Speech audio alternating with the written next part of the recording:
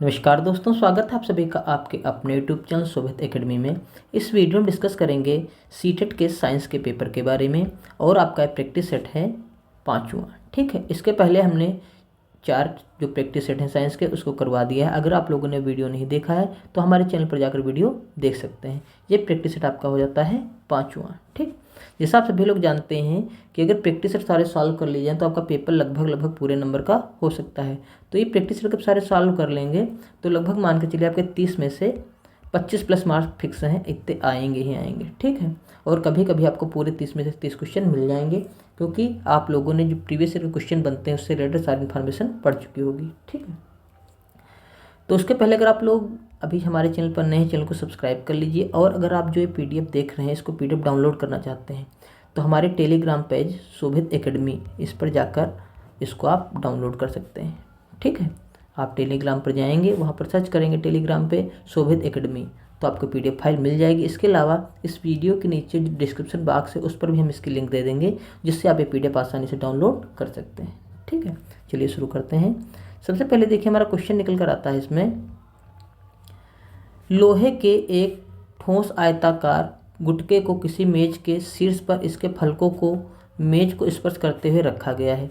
विभिन्न प्रकरणों में लोहे का यह ठोस गुटका आरोपित करता है। ठीक, एक ठोस आयताकार गुटका है, उसको मेज पर रखा गया, इसके फलकों को मेज को स्पर्श करते हुए रखा गया है। विभिन्न प्रकरणों में लोहे का यह ठोस गुटका क्या आरोपित करता है हमें बताना है। चलिए ऑप्शन इसके देखते हैं। देखिए पहला ऑप्शन इसमें निकल कर आता है भिन्न भिन्न बल और भिन्न भिन्न दाब। दूसरा है भिन्न भिन्न बल परंतु समान दाब। तीसरा है समान बल और समान दाब। और चौथा ऑप्शन निकल कर आता है समान बल परंतु विपरीत दाब। ठीक है, तो सही ऑप्शन इसमें आपका निकल कर आता है चौथा, यानी कि समान बल परंतु विपरीत भिन्न भिन्न दाब। ठीक है, यहाँ पर आप देख भी सकते हैं लिखा गया है मेज पर रखा जाने वाला आयताकार गुटका अपने द्रव्यमान के बराबर मेज पर समान बल आरोपित करेगा, परंतु दाब के संदर्भ में, यहाँ पर देख सकते हैं, परंतु दाब के संदर्भ में यह क्षेत्रफल पर निर्भर करेगा। अर्थात क्षेत्रफल जितना बड़ा होगा दाब उतना ही कम होगा और क्षेत्रफल जितना कम होगा दाब उतना ही अधिक होगा। ठीक, आप लोग जानते हैं जैसे सुई है, सुई का देखिए नीचे क्षेत्रफल कितना कम हो जाता है यहाँ पर, इसीलिए ये ज़्यादा नुकीली होती है और जल्दी से धंस जाती है। अगर जिसका आयतन मान लीजिए मोटा हो जाए, जैसे ऐसे इस प्रकार हो जाए तो जल्दी धंसेगा नहीं। क्यों? क्योंकि अब दाब कब लगेगा, क्योंकि क्षेत्रफल अधिक हो गया। यही यहाँ बताया गया है। अगला क्वेश्चन देखते हैं।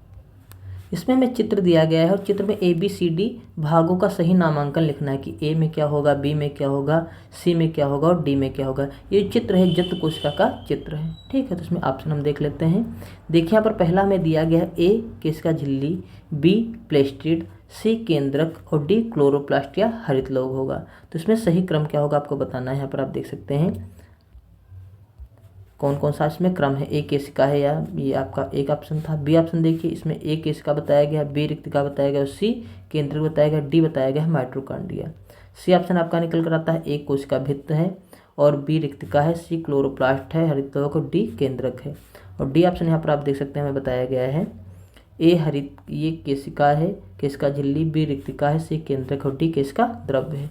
तो सही ऑप्शन इसमें आपका निकल कर आता है डी। कौन सा निकल कर आता है? डी, यानी कि ए आपका कोशिका झिल्ली है, बी आपकी रिक्तिका है और सी केंद्रक है और डी क्या है आपका केशिका द्रव्य।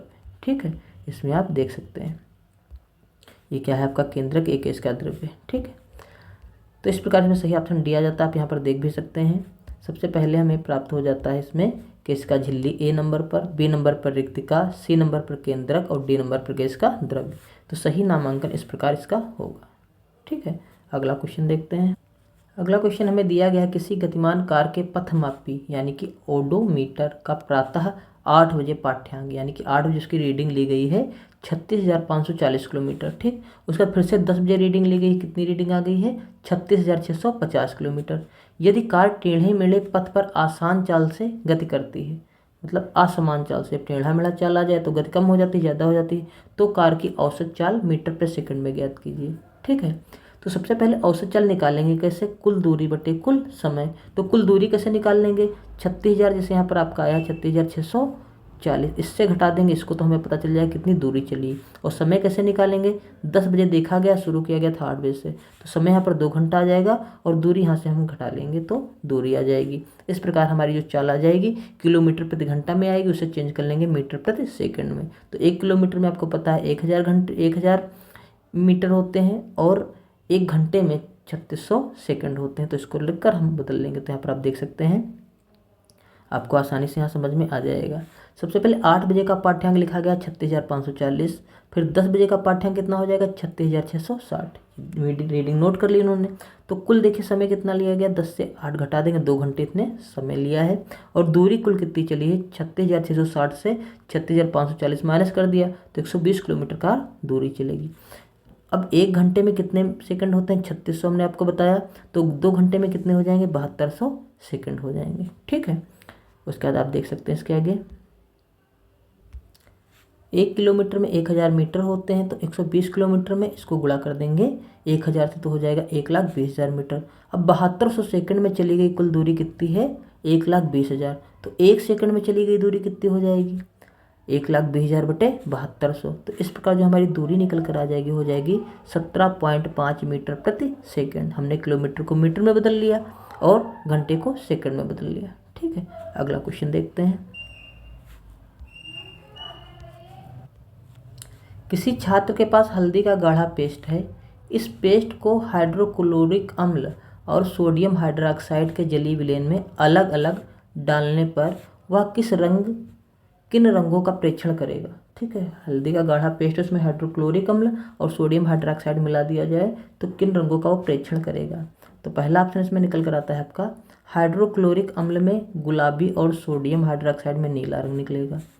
हाइड्रोक्लोरिक अम्ल में नीला और सोडियम हाइड्रोक्साइड में लाल रंग निकलेगा। उसका दिया गया दोनों प्रकरणों में पीला निकलेगा, दोनों में जब डालेंगे। उसका डी ऑप्शन आपका निकल कर आता है हाइड्रोक्लोरिक अम्ल में तो पीला निकलेगा और सोडियम हाइड्रोक्साइड में लाल निकलेगा। यही ऑप्शन आपका हो जाता है सही। जब हल्दी के पेस्ट को मिलाएंगे हाइड्रोक्लोरिक अम्ल में तो पीला रंग हमें प्राप्त होगा, जब सोडियम हाइड्रोक्साइड में मिला देंगे तो लाल रंग हमें प्राप्त होगा। ठीक है, इसमें आप नीचे देख सकते हैं लिखा भी गया है हल्दी के पेस्ट को हाइड्रोक्लोरिक अम्ल के साथ मिलाने पर रंग जो होता है पीला प्राप्त होता है, व सोडियम हाइड्रोक्साइड में मिलाने पर जो रंग आपको प्राप्त होगा वो लाल होता है। अगला क्वेश्चन देखते हैं। क्षुद्रांध्र के दीर्घ रोम रसांकुर के संदर्भ में नीचे दिए गए कथनों का अध्ययन कीजिए। पहला है, ये अंगुली के समान उभरी हुई संरचनाएं होती हैं और इनकी संख्या हजारों में होती है। ठीक। दूसरा है, इनकी भित्ति बहुत पतली होती है।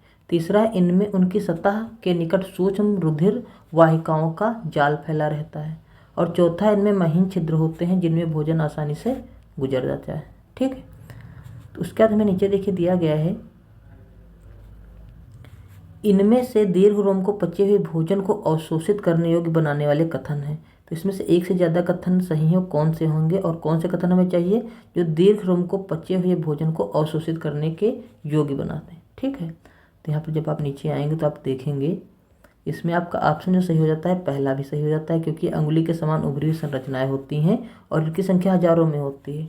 दूसरा, इनकी भित्ति बहुत पतली होती है, ये भी सही है। और तीसरा, इनमें उनकी सतह के निकट सूक्ष्म रुधिर वाहिकाओं का जाल फैला होता है, ये भी सही है। फिर चौथा, इनमें महीन छिद्र होते हैं, ये गलत हो गया। ठीक है, और जो भोजन को आसानी से, तो 3 ऑप्शन इसमें सही हो जाते हैं। तो देखते हैं किसमें 3 सही हैं। तो यहाँ पर आप आएंगे तो देखेंगे पहला आपका ऑप्शन सही हो जाता है, तीनों इसमें सही। ठीक, आप देख सकते हैं इसमें नीचे भी ऑप्शन दिया गया है आपका पहला ही। ठीक है, ये आपका ऑप्शन सही हो जाता है। अगला क्वेश्चन देखते हैं।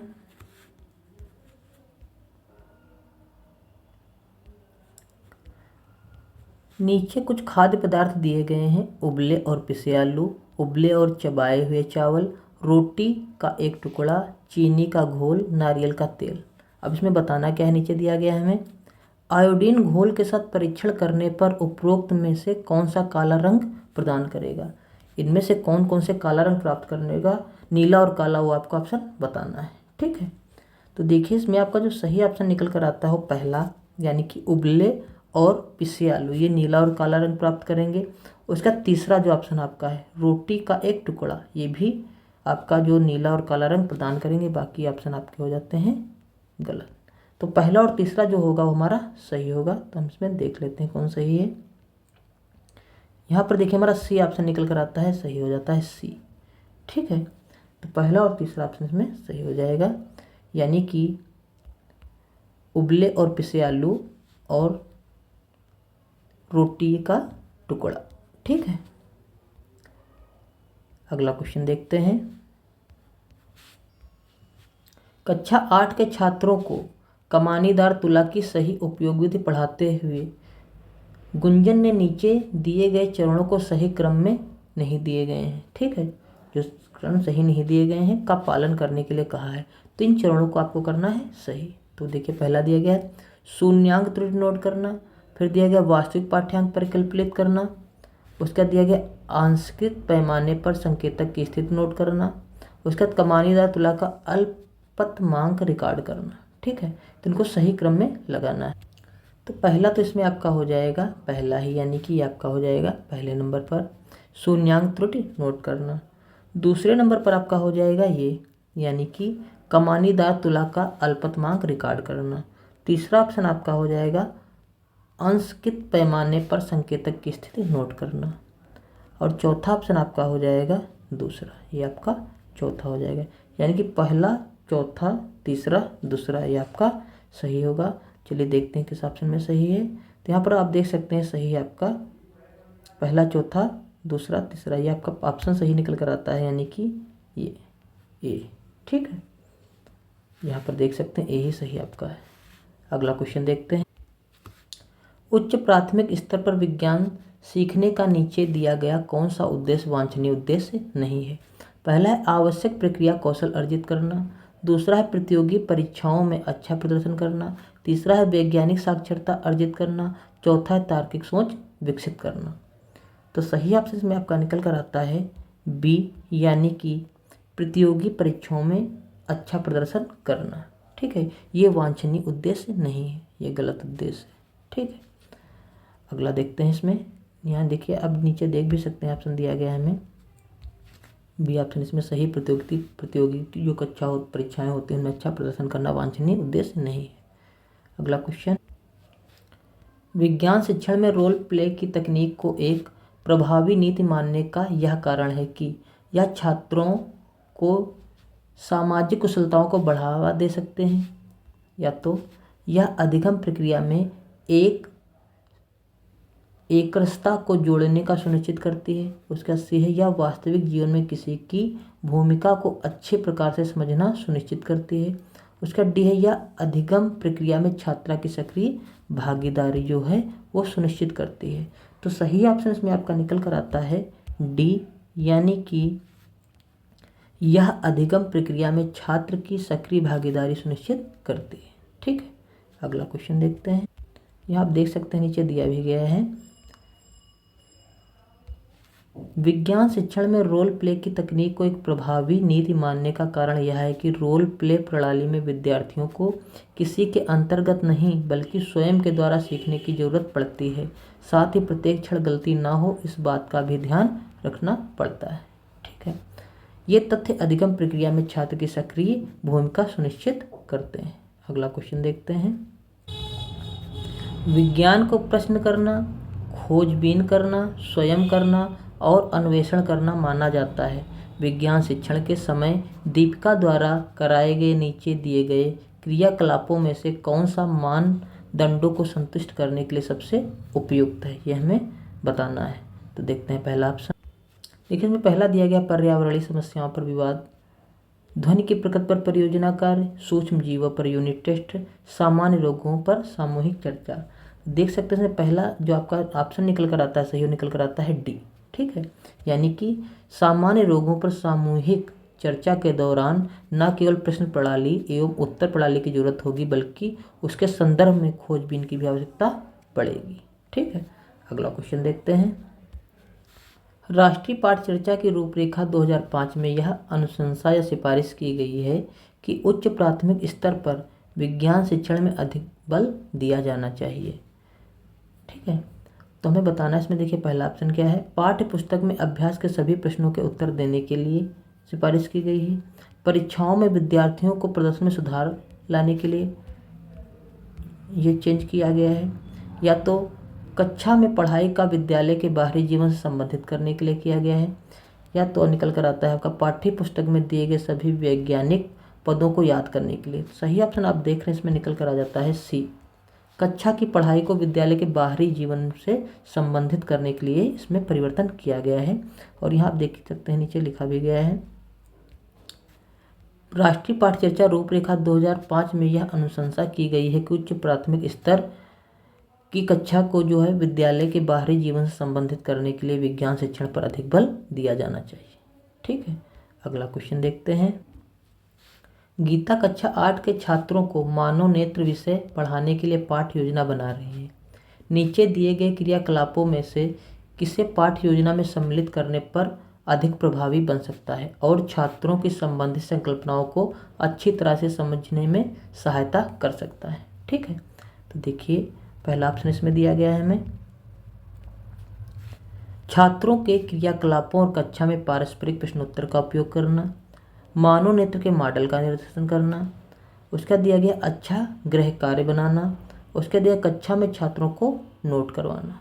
ठीक, तो सही ऑप्शन में निकल कर आता है आपका पहला, यानी कि छात्रों के क्रियाकलापों और कक्षा में पारस्परिक प्रश्नोत्तर का उपयोग करना। ठीक है, इसमें देख सकते हैं सही ऑप्शन आपका ए ही है। और यहाँ पर दिया भी गया है, गीता छात्रों के क्रियाकलापों और कक्षा में पारस्परिक प्रश्नोत्तर का उपयोग करके विद्यार्थियों के मध्य जागरूकता का कार्य कर रही है, जिससे पाठ पढ़ाने पर वह अधिक प्रभावी बन जाएगा। ठीक है, अगला क्वेश्चन देखते हैं। राष्ट्रीय पाठ्यचर्या की रूपरेखा 2005 की सिफारिशों के आधार पर एनसीईआरटी की विज्ञान की पुस्तकों में अधिक बल दिया गया है। ठीक है, क्यों बल दिया गया वो आपको बताना है। तो देखिए, रटने की प्रवृत्ति को हतोत्साहित करने पर, विज्ञान की पाठ्यचर्या को विभिन्न कार्य क्षेत्रों के बीच तीक्ष्ण सीमाएं बनाए रखने पर, छात्रों की सक्रिय अधिगम अनुभव प्रदान करने पर, वैज्ञानिक पदों की यथार्थ परिभाषाएं सीखने पर। तो इसमें ऑप्शन आपको दिए गए हैं, इसमें सही निरूपण आपको करना है कौन से ऑप्शन सही होंगे। तो इसमें आप देख सकते हैं जो सही ऑप्शन आपके निकल कर आएंगे वो पहला आपका ऑप्शन सही हो सकता है, रटने की प्रवृत्ति को हतोत्साहित करने पर, और तीसरा ऑप्शन छात्रों को सक्रिय अधिगम अनुभव प्रदान करने पर। ठीक है, बाकी ये दो गलत हो जाते हैं, इसलिए हमारा जो ऑप्शन सही निकल कर आता है वो निकल कर आ जाता है इसमें से आप देख सकते हैं डी ऑप्शन इसमें हमारा सही हो जाता है। और यहाँ देखिए नीचे दिया भी गया है,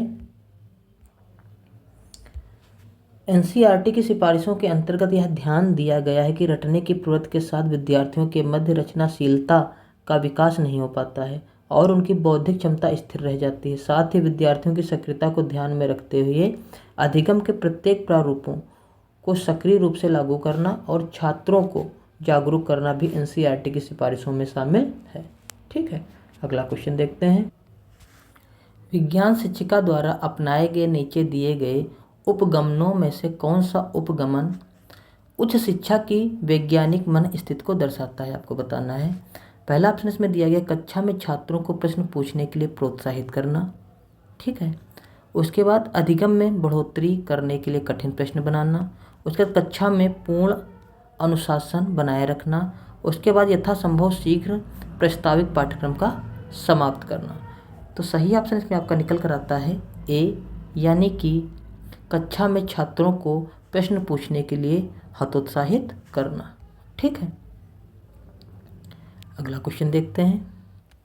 इसमें देख सकते हैं नीचे दिया भी गया है, शिक्षिका द्वारा यह अपनाए गए उपागमन द्वारा शिक्षिका की वैज्ञानिक मनस्थितियों को दर्शाता है क्या, कि कक्षा में जो छात्र प्रश्न पूछते हैं उनके द्वारा छात्र को प्रोत्साहित करना। ठीक है, अगला क्वेश्चन, वैज्ञानिक विधि के लिए सामान्यतः निम्नलिखित चरणों का पालन करने की आपको बताना है सिफारिशें की जाती हैं। सही क्रम में आपको बताना है सिफारिशें की जाती हैं। पहला है परिकल्पना का परीक्षण, फिर कल्पना बनाना, समस्या की पहचान, आंकड़ों को एकत्रित करना, निष्कर्ष निकालना। इनको सही क्रम में आपको लगाना है। ठीक है, तो इसमें सबसे पहला जो आपका क्रम आ जाएगा हो जाएगा तीसरा, ये आपका होगा पहले नंबर पर।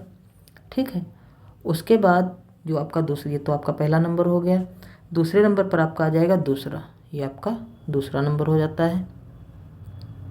उसका तीसरा हमारा हो जाएगा जो आपका नंबर है चौथा, ये आपका तीसरा हो जाएगा। और चौथा आपका हो जाएगा जो आपका चौथा हो जाएगा, तीसरा है आपका हो गया। उसके बाद पहला आपका हो जाएगा, ये पहला आपका हो जाएगा चौथा, और ये आपका हो जाएगा पांचवा। ठीक है, इस क्रम लगेगा। तो पहला क्रम देखिए क्या हो जाएगा, समस्या की पहचान करना, दूसरा नंबर परिकल्पना बनाना, और तीसरा हो जाएगा आंकड़ों को एकत्रित करना, चौथा हो जाएगा परिकल्पना का परीक्षण करना, और फिर पांचवा हो जाएगा निष्कर्ष निकालना। निष्कर्ष निकाला जाएगा सबसे आखिरी में। तो आप देख सकते हैं सही ऑप्शन इसमें जो निकल कर आ रहा है आपका बी आ रहा है। ठीक है, तो सही ऑप्शन इसमें आपका हो जाएगा बी। अगला क्वेश्चन देखते हैं। यहाँ हम नीचे देख भी सकते हैं, वैज्ञानिक विधि के लिए निम्नलिखित चरणों का पालन करने की सिफारिश की जाती है। समस्या की पहचान करना, परिकल्पना बनाना, आंकड़ों को एकत्रित करना, परिकल्पना का परीक्षण करना और निष्कर्ष निकालना। ठीक है, अगला क्वेश्चन देखते हैं। हस्तसिद्ध क्रियाकलाप और परियोजनाएं विज्ञान सीखने के अभिन्न अंग हैं। इन अभिन्न अधिगम अनुभवों का मुख्य उद्देश्य है। पहला ऑप्शन है प्रयोगशाला में अनुशासन बनाए रखना, दूसरा विस्तारित अधिगम के लिए छात्रों को अवसर प्रदान करना, और तीसरा है प्रायोगिक कौशलों पर छात्रों का मूल्यांकन, और चौथा है छात्रों को हर समय व्यस्त रखना। तो सही ऑप्शन इसमें आपका निकल कर आता है बी, यानी कि विस्तारित अधिगम के लिए छात्रों को अवसर प्रदान कराना। ठीक है, इसमें देख सकते हैं नीचे दिया भी गया है, हस्तसिद्ध क्रियाकलाप और परियोजनाएं विज्ञान सीखने के अभिन्न अंग हैं। इन अधिगम अनुभवों का मुख्य उद्देश्य विस्तारित अधिगम के लिए छात्रों को अवसर प्रदान करना है। ठीक है, अगला क्वेश्चन देखते हैं। मानव उत्सर्जन तंत्र के विषय में नीचे दिए गए कथनों का अध्ययन कीजिए। जल में घुले हुए अपशिष्ट पदार्थ वक्रों में मूत्र के रूप में पृथक कर लिए जाते हैं। मूत्राशय में संचित मूत्र मूत्र मार्ग द्वारा दूसरा सिरा मूत्ररंध्र से जुड़ा होता है, से होकर बाहर निकाल दिया जाता है। उसके बाद में दिया गया है मूत्र वाहिनियों से होता हुआ मूत्र मूत्राशय में आता है। उसका चौथा है उपयोगी पदार्थों को रक्त में पुनः अवशोषित कर लिया जाता है। उसका दिया गया है, उसके बाद है उपयोगी और हानिकारक दोनों ही प्रकार के पदार्थों से युक्त रक्त निस्संदन के लिए वक्रों में पहुंचता है। ठीक है, उसका देखिए दिया गया है, इनको सही क्रम में विभाजित किए। जो 5 हमें दिए गए हैं ऑप्शन, इनको सही क्रम में हमें निकालना है। चलिए देख लेते हैं।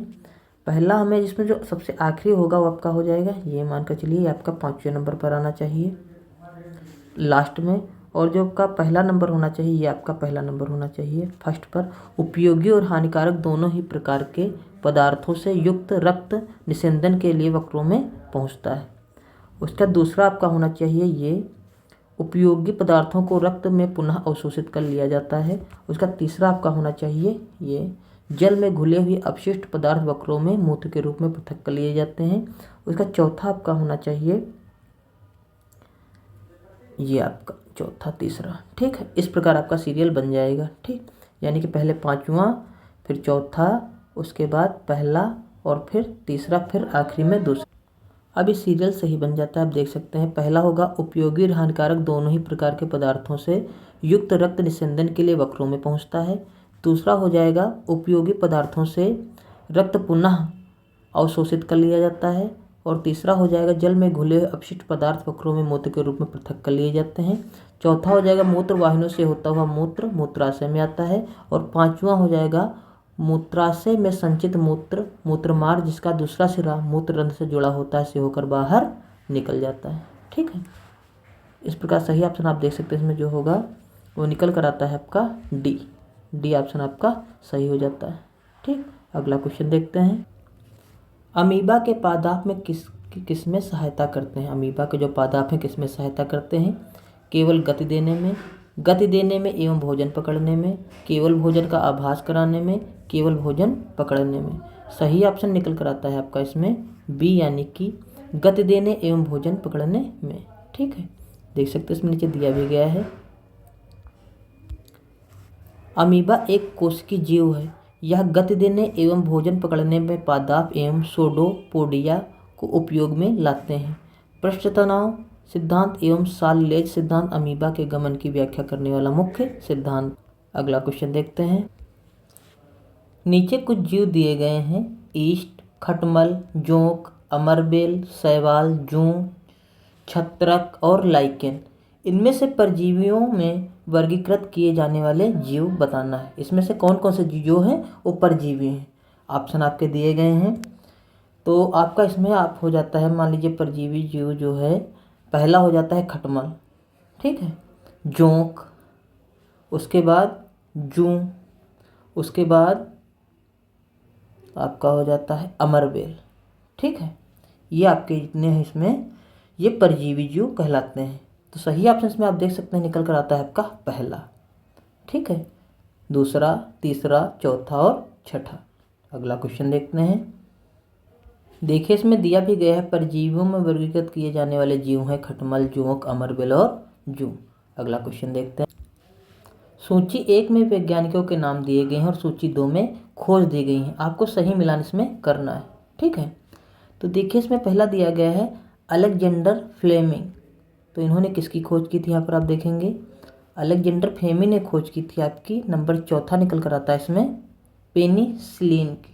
किसकी खोज की थी, पेनिसिलिन की। उसके बाद आपका है एडवर्ड जेनर। एडवर्ड जेनर ने आपकी खोज की थी चेचक के टीके की, ठीक। उसका सी निकल कर आता है लुई पाश्चर। लुई पाश्चर ने खोज की थी किण्वन की।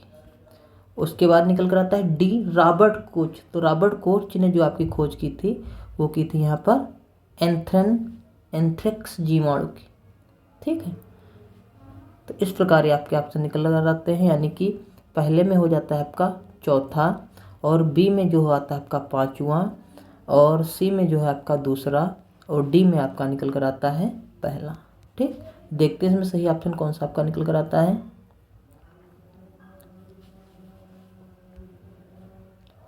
सही ऑप्शन आपका इसमें निकल कर आता है सी। आप देख सकते हैं सी ऑप्शन आपका सही हो जाता है। चौथा, पांचवा, दूसरा और पहला। इसमें देख सकते हैं नीचे दिया भी गया है। ये वैज्ञानिक हैं, उनकी खोजें हैं। अलेक्जेंडर फ्लेमिंग पेनिसिलिन की खोज की थी। एडवर्ड जेनर ने चेचक के टीके की खोज की थी। लुईस पाश्चर ने किण्वन की खोज की थी। रॉबर्ट कोच ने एंथ्रेक्स जीवाणु की खोज की थी। अगला क्वेश्चन देखते हैं। जैवमंडल आरक्षण अनारक्षित क्षेत्र से संबंधित सही कथन चुनना है आपको। तो देखिए पहला ऑप्शन है ये वे क्षेत्र हैं जो क्षेत्र की जैव विविधता और संस्कृति को बनाए रखने में सहायक होते हैं। बी ऑप्शन है ये सुरक्षित क्षेत्र हैं जिन्हें वन्य जीव के मुक्त आवास और प्राकृतिक संपदा के उपयोग के लिए आरक्षित किया गया है। सी है ये वे क्षेत्र हैं जो केवल विशेष क्षेत्रीय स्पीशीज के संरक्षण के लिए बनाए जाते हैं। और डी ऑप्शन आपका निकल कर आता है ये वे क्षेत्र हैं जो केवल पादप एवं जंतुओं के संरक्षण के लिए बनाए गए हैं। सही ऑप्शन आपका निकल कर आता है इसमें पहला, यानी कि ये वे क्षेत्र हैं जो क्षेत्र के जैव विविधता और संस्कृति को बनाए रखने में सहायक होते हैं। अगला क्वेश्चन देखते हैं। इसमें आप देख सकते हैं नीचे दिया भी गया है जैवमंडल आरक्षण वे क्षेत्र हैं जो क्षेत्र की जैव विविधता और संस्कृति को बनाए रखने में सहायक होते हैं, ठीक है। नीचे दिए गए कथनों का अध्ययन कीजिए और उसमें सही बताना है आपका कौन सा ऑप्शन सही है। तो पहला है प्रोकैरियोटिक में केंद्रक नहीं होते हैं, ये आपका ऑप्शन सही हो जाता है। फिर दिया है एक कोश की जीव में एकल कोशिका सभी कार्य करती है, ये भी ऑप्शन आपका सही हो जाता है। फिर डी है हरे सेल शिवाल प्रोकैरियोटिक का उदाहरण है, ये भी आपका ऑप्शन सही हो जाता है। फिर डी है यूकेरियोट में केंद्रक झिल्ली सही सुसंगठित केंद्रक नहीं होता, ये ऑप्शन आपका हो जाता है गलत, ठीक है। तो सही ऑप्शन इसमें हो जाता है आपका पहला सही, दूसरा सही और तीसरा सही। देखते हैं इसमें क्या है नीचे सही। तो देख सकते हैं इसमें पहला, दूसरा और तीसरा ऑप्शन सही निकल कर आता है, यानी कि सही ऑप्शन आपका हो जाता है सी, ठीक है। अगला क्वेश्चन देखते हैं। मनुष्य के शरीर में 4 अंतःस्रावी ग्रंथियां की स्थिति ए बी सी डी द्वारा अंकित की गई है, ठीक है। यहाँ पर आप देख सकते हैं हमें ए बी सी डी का सही नामांकन करना है कि ए पर क्या आएगा, बी पर क्या आएगा और सी पर क्या आएगा और डी पर क्या आएगा। ये ग्रंथियां मनुष्य की होती हैं। चलिए देखते हैं। सबसे पहले देखिए हमें दिए गई हैं 4 और सही क्रम हमें बताना है। एड्रिनल ग्रंथि, ए एड्रिनल होगी, बी थायराइड होगी, सी अग्नाशय होगी और डी पीयूष होगी। फिर बी ऑप्शन है पहले पीयूष होगी, दूसरा अग्नाशय होगा, तीसरा थायराइड होगा और ये फिर एड्रिनल ग्रंथि होगी आखिरी में। फिर सी ऑप्शन दिया ए पीयूष ग्रंथि होगी, बी थायराइड होगी, सी एड्रिनल होगी और डी अग्नाशय होगी।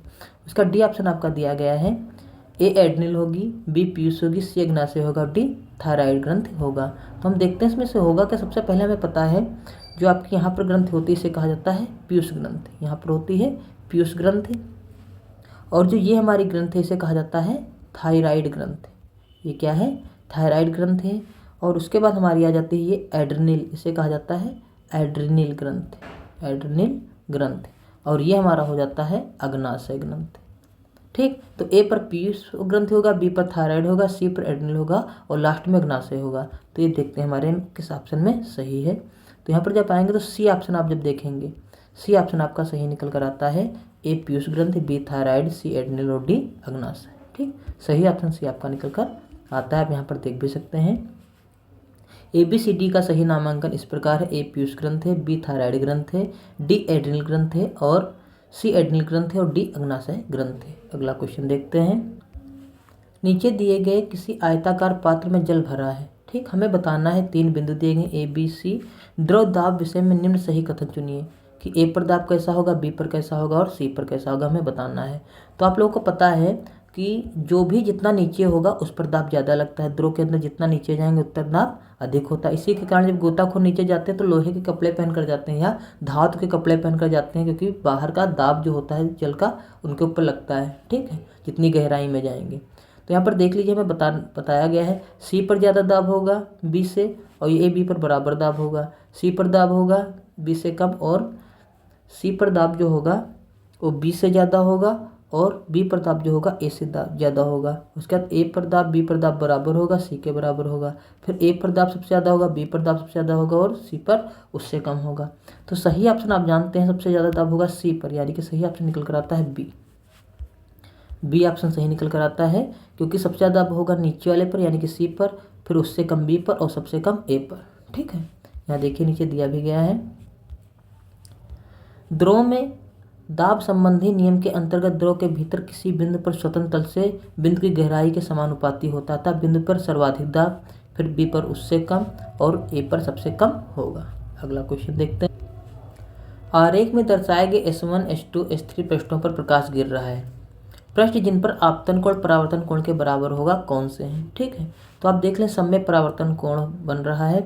तो प्रकाश की किरणें आएंगी और किसी से टकराएंगी तो परावर्तित हो जाएंगी। तो जितना कोण वो आती ही बनाती हैं उतना ही जब जाएंगी तो बनाएंगी। ठीक, जिसे कहा जाता है परावर्तन का नियम। तो यहाँ पर आप देख भी सकते हैं नीचे दिया गया है S1 या S3 में सभी तीनों पृष्ठों में S1 S2 पर या S2 या S3 पर। तो सभी तीनों पृष्ठों पर, सभी तीनों पृष्ठ जो होंगे आपके, यानी कि सही ऑप्शन आपका निकल कर आएगा बी।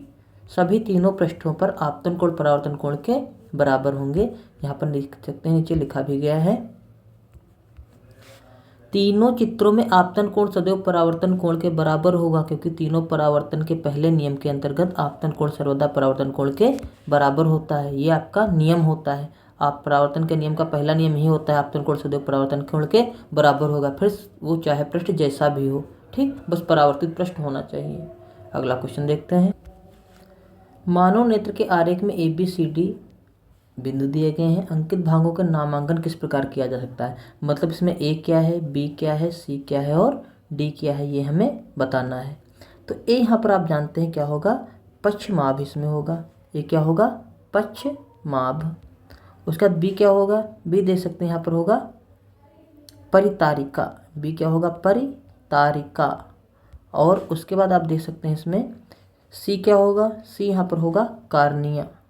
सी क्या होगा, सी लेंस होगा। सी क्या होगा, लेंस होगा। और डी जो है वो क्या होगा, कार्निया। ठीक है, तो पहला ए आपका हो गया पश्चिमाभ, उसके बाद हो गया परितारिका, फिर हो गया लेंस, उसके बाद हो गया कार्निया। ठीक, तो देख लेते हैं इसमें कौन कौन से ऑप्शन दिए हैं। पहले पर होना चाहिए पश्चिमाभ, तो देख लीजिए पहला ऑप्शन तो इसमें गलत हो गया क्योंकि पहले नंबर परितारिका दी गई है। उसके बाद देखते हैं बी नंबर, बी में पश्चिमाभ दिया गया है। ठीक है, बी पर परितारिका दिया गया है, भी सही है। सी पर लेंस दिया गया है, डी पर कार्निया। तो यही ऑप्शन आपका सही हो जाता है। ठीक है, इसमें देख सकते हैं बी ऑप्शन सही है, नीचे दिया भी गया है। नामांकन निम्न प्रकार होगा, पहला होगा पश्चिमाभ, दूसरा होगा परितारिका, तीसरा होगा लेंस और चौथा होगा कार्निया। अगला क्वेश्चन देखते हैं। मानव नेत्र के रेटिना पर बने किसी वस्तु के प्रतिबिंब का प्रभाव रेटिना पर लगभग कितने समय तक बना रहता है? तो सही ऑप्शन इसमें निकल कर आता है आपका 1/15 सेकंड तक। ठीक है, मानव नेत्र के रेटिना पर बने किसी वस्तु का प्रतिबिंब जो होता है रेटिना पर लगभग 1/15 सेकंड तक बना रहता है। यहाँ पर आप देख सकते हैं नीचे लिखा भी गया है, रेटिना पर बने किसी वस्तु के प्रतिबिंब का प्रभाव रेटिना पर लगभग 1/15 सेकंड तक बना रहता है। ठीक, अगला क्वेश्चन देखते हैं। नीचे दिए कथनों का अध्ययन कीजिए और इसमें बताना है कौन कौन से कथन सत्य हैं। तो पहला हमें दिया गया है, शुष्क परिस्थितियों में बीजों का अंकुरण नहीं होता है, ये तो आपका ऑप्शन सही हो गया। फिर पोषकों का पादपों के विभिन्न भागों में स्थानांतरण घुली हुई अवस्था में ही होता है, ये भी आपका ऑप्शन सही हो जाता है। फिर है, विभिन्न समयांतरालों पर फसलों को जल की आपूर्ति से मृदा के गठन में सुधार होता है, ये गलत हो गया।